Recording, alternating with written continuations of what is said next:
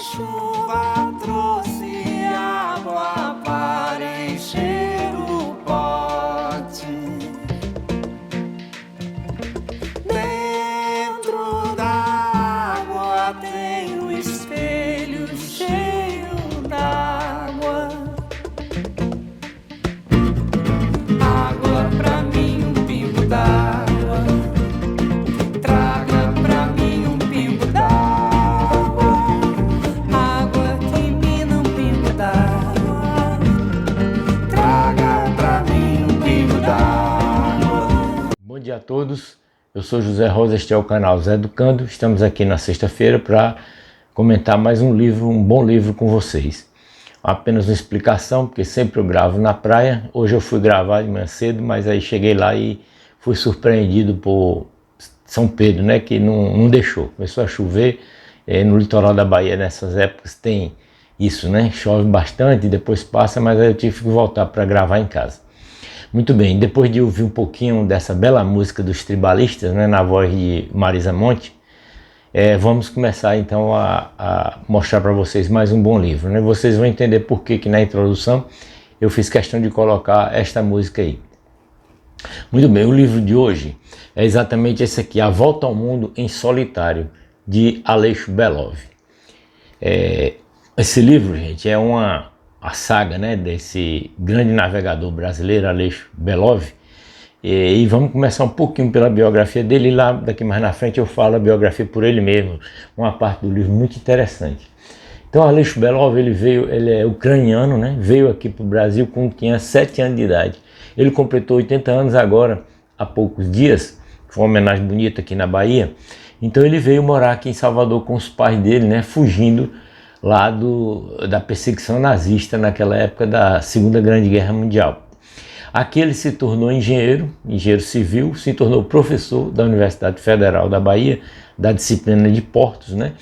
E conseguiu montar um estaleiro, né? Então hoje ele fazer várias viagens, né, ao redor do mundo.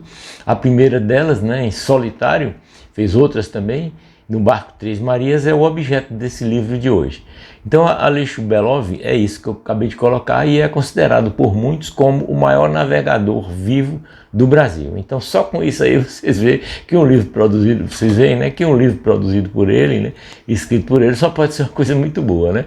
E esse aqui ele narra a primeira vez que ele fez essa viagem transoceânica, vamos dizer assim, né?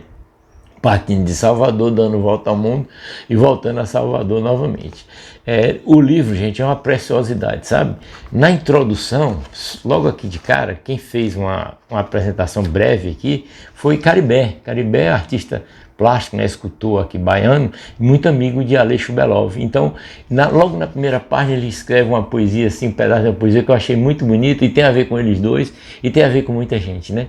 Diz assim, ó: água com areia brigam na beira do mar, a água passa, a areia fica no lugar. Quer dizer, no caso a água é o Belov, né, e a areia o Caribé, dois grandes amigos, né? A apresentação é bem pequenininha. E aí, para vocês terem ideia, eu faço um convite aqui a vocês, né? Toda essa saga dele, inclusive o barco Três Marias, né, que é o que ele foi, encontra-se no Museu do Mar aqui em Salvador. Então eu convido vocês, quem quiser, quem vier a Salvador, aqui tem muitas atrações turísticas e tudo, mas não deixe de ir a esse museu. Fica num bairro chamado Santo Antônio Além do Carmo, uma vista bonita, tem restaurantes bons ali próximo a esse museu, que eu estou colocando umas fotos aí para vocês darem uma olhada, né? Muito bem, o barco, né? O barco e o trajeto, vamos colocar assim para vocês e entrar no livro, né? O barco Três Marias, que ele deu o nome de Três Marias, ele é um cutter ou cutter, né? Não sei como é a pronúncia correta. Ele tem 2 velas de proa e uma vela grande. Estou colocando também algumas fotos do barco aí para vocês. E esse barco encontra-se instalado dentro do Museu do Mar. E isso é que é bacana quando você vai lá e vê toda essa história e várias e várias outras, né, de Aleixo Belov. Muito bem, como é que foi então o plano da trajetória dele? Eu vou colocar aqui o mapa também para você dar uma olhadinha de como é que foi. Então ele saiu em 16 de março de 1980 e chegou em 23 de maio de 1981. Então, por volta de 13, 14 meses de viagem. A viagem que ele planejou para 2 anos, gente. Então veja bem. Aí esse livro, assim, cada pernada da viagem, né, cada trecho da viagem, a gente chama, ele é um capítulo, né? Então aqui é como se fosse um diário de bordo dele, né? E aí ele faz as viagens. Você imagina a pessoa viajar em solitário, né? Ou seja, num barco, sozinho, no meio do mar, né? Passando por 3 oceanos, quanto tempo ele teve para refletir, né? E ele achou isso muito bom. Teve momentos de solidão, obviamente, que isso é natural, né? De certa tristeza e tudo, e enfrentou muitas desafios, né? Nesse meio caminho aqui, tudo descrito nesse belo livro. Mas o trajeto dele, então, para vocês terem uma ideia, olha só no mapa aí, ele saiu de Salvador, aqui de Salvador, foi até Trinidade, Aruba, né, e Panamá, passou o canal de Panamá entrando no Oceano Pacífico, né?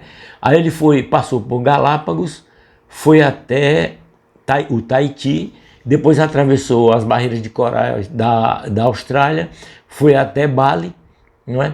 Na Indonésia, né? Depois ele atravessou todo o Oceano Índico, isso é uma parte interessantíssima que ele coloca, que foi numa época do ano perigosa de ciclones, né? E ele mesmo assim foi, atravessou o Oceano Índico, foi uma das maiores pernadas dele, a maior quantidade de milhas, acho que foi 6.000 milhas, no total ele viajou mais de 20.000 milhas, para vocês terem ideia. Então até chegar em Cape Town, já no Oceano Atlântico, né, no final na África do Sul, na ponta da África, né, do continente africano, em Cape Town, e aí depois ele atravessou o Atlântico, foi até o Rio de Janeiro e finalmente chegou em Salvador no seu retorno. Eu vou pincelar algumas partes aqui desse livro, gente, que eu acho fundamental, e essa primeirinha aqui que ele fala justamente na primeira pernada que eu chamo, né, que é a ida dele de Salvador até o Panamá. Ele parou também em Natal, né, antes disso, né?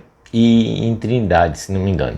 Aí ele coloca assim, coisa interessante, quando ele estava no meio dessa passagem aqui de Salvador até o Panamá, que fala sobre a infância dele. É isso que eu queria dizer para vocês a respeito também de Aleixo Belov. Ele diz assim, ó: tomei o mar, tornei a olhar o horizonte, o mar, as nuvens, senti o vento no rosto, lembrei-me da minha infância e pensei, se hoje estou em movimento, ele na verdade não começou aqui. Foi durante a guerra que começamos nossa peregrinação como verdadeiros ciganos, ou seja, a família dele, né? Ao deixarmos a União Soviética, exatamente a Ucrânia, ocupada por tropas alemãs, eu tinha apenas 7 meses de nascido. Na saída, minha avó, mãe de minha mãe, deu a ela, na hora da despedida, na hora derradeira, por nunca mais se veriam, uma colher de estimação. Olha que história interessante. Foi com essa colher que comi toda a minha infância e posso dizer que até os meus 26 anos, quando me casei e saí de casa. Agora, ao sair para esta viagem solitária ao redor do mundo, minha mãe, aos prantos, entregou-me a colher, que pendurei no barco como símbolo do nosso eterno movimento. Este movimento que está impregnado em minha alma e que não consegue sair mais. Que lindo, né, gente? Então esse livro tem coisas assim românticas, filosóficas e poéticas, e muito poéticas, né? Muito interessante essa parte também, né? Agora, quando ele estava na passagem do Panamá para o Haiti, em pleno Oceano Pacífico, ele colocou umas coisas assim que eu achei muito legal, sabe? Falando, refletindo sobre o ser humano, né? Ele tem muito isso, tem muito social, é uma pessoa muito voltada ao social, Aleixo Belov. Então ele diz assim, ó, fazendo um paralelo com as aves marinhas, né? Ele diz assim: as aves marinhas exercem sobre mim um verdadeiro fascínio, principalmente aquelas que planam, as que voam sem bater as asas, as que encontram uma maneira racional de aproveitar a energia existente na natureza. Elas são milhões de anos à frente de quem quer queimar gasolina para se locomover. O homem não desenvolveu em si essas habilidades, mas desenvolveu a cabeça. Assim, fez invejas a todas as aves e animais. Com um bastão como ferramenta, afugentou as feras mais ferozes. Amarrando nele uma lasca de pedra, dominou todos os animais. Cobiçou o voo das aves e fez o avião, a asa voadora, e foi além. Com o foguete, foi ao cosmos. O homem chegou à conclusão de que, através da evolução, valendo-se da teoria de Darwin, levaria milênios se exercitando até criar asas. Úteis para voar, seriam inconvenientes para outras manobras. Mas não foi só as aves que o homem fez inveja, só as aves que o homem fez inveja, roubando-lhe o segredo do voo. O leão, enjaulado e faminto, veio comer nas mãos do homem. O leão, que é o rei dos animais, imagine isso, né? Por último, a todos transformou em animais domésticos. Com a experiência que adquiriu nessa última manobra, ele foi adiante. Se foi com a fome que ele dominou o leão, foi com essa mesma fome que dominou o seu semelhante e fez do próprio homem seu melhor animal doméstico. Cansado de criar feras inferiores, fez as guerras, a caça ao próprio homem. A caça é um animal mais perigoso, a caça é um animal inteligente. E hoje vivemos um momento e uma sociedade em que tentamos a todo custo escapar de ser caça ou ser menos animal doméstico do sistema, da exploração do homem pelo homem, né? Então ele faz essas reflexões e tem outras e outras e outras aqui no livro que eu não vou comentar todas, senão o vídeo fica grande demais, mas tem algumas que eu não posso deixar de citar. Por exemplo, essa aqui, coisa interessante que ele cita, as reflexões dele sozinho no meio do oceano, nesse caso no Oceano Índico, né? Naquela travessia que ele fez da Austrália até a Indonésia, né? Ali passando por vários perrengues fortes que ele passou nessa travessia dele. Ele diz assim, ó: os povos são sempre expostos a dois perigos, o externo e o interno. O externo é chamado de imperialismo. Antigamente se conquistava uma nação na porrada e pronto. Hoje isso mudou de nome. Passou a chamar-se ajuda, apoio, proteção, mas no fundo dá no mesmo. O outro perigo é o interno. Às vezes o governo está para o seu povo como uma doença qualquer, uma coceira braba, um cancro, uma sarna, contra o qual o povo luta tentando se livrar.